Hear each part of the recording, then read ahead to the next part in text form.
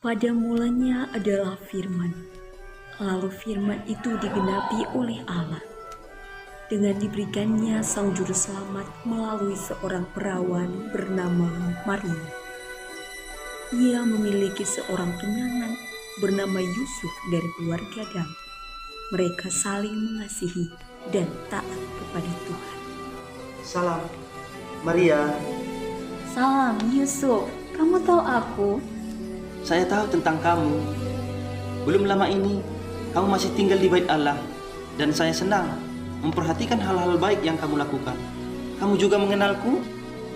Saya tahu kalau 1 tahun yang lalu kamu datang dari Yudea. Ya, dan yang saya perhatikan ketika di sumur kamu selalu mendahulukan orang-orang. Kamu benar. Saya juga seorang tukang kayu.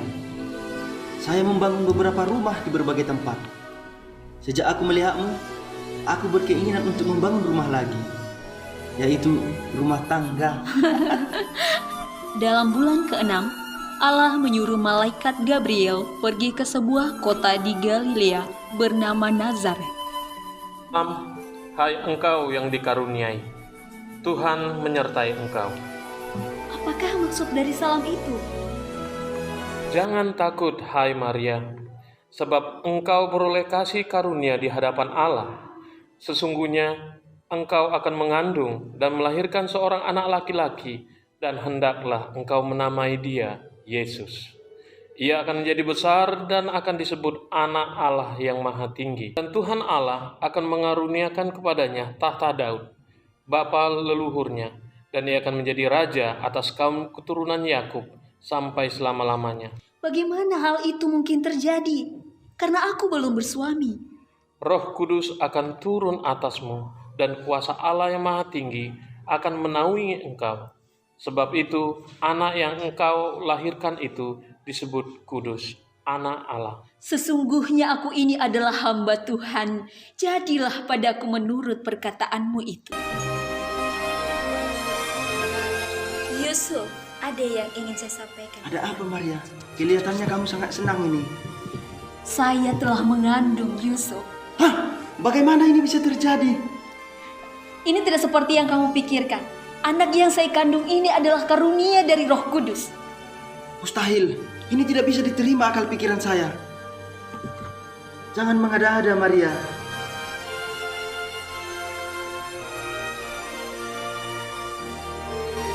Bagaimana ini?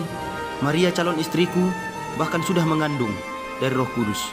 Namun, aku tidak ingin mencemarkan namanya di muka umum. Apakah harus kuceraikan saja secara diam-diam? Tetapi ketika ia mempertimbangkan maksud itu, malaikat Tuhan nampak kepadanya.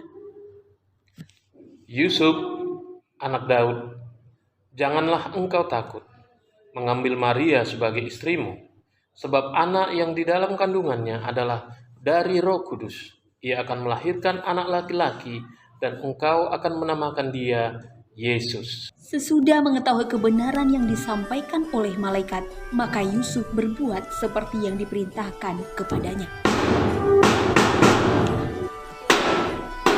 Yusuf, istirahatlah sebentar dan minumlah dahulu. Terima kasih, Maria. Pada waktu itu, Kaisar Agustus mengeluarkan suatu perintah menyuruh mendaftarkan semua orang di seluruh dunia. Inilah pendaftaran yang pertama kali diadakan sewaktu Quirinius menjadi wali negeri di Syria. Maka pergilah semua orang mendaftarkan diri masing-masing di kotanya sendiri. Demikian juga Yusuf, pergi dari kota Nazaret di Galilea ke Yudea, ke kota Daud yang bernama Betlehem. Ketika mereka tiba di kota Daud, mereka mencari penginapan karena Maria akan melahirkan.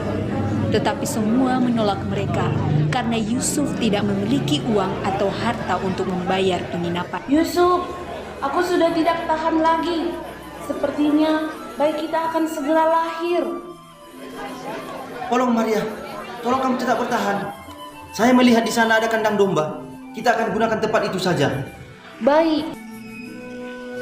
Yusuf mempersiapkan tempat bagi Maria untuk bersalin dan membersihkan palungan untuk tempat bayinya. Tibalah waktunya bagi Maria bersalin. Ia melahirkan seorang anak laki-laki, anaknya yang sulung. Lalu dibungkusnya dengan lampin dan dibaringkan dalam palungan. Ketika berita kelahiran Sang Mesias sampai kepada Raja Herodes, ia mulai cemas dan marah. Pengawal! Pengawal!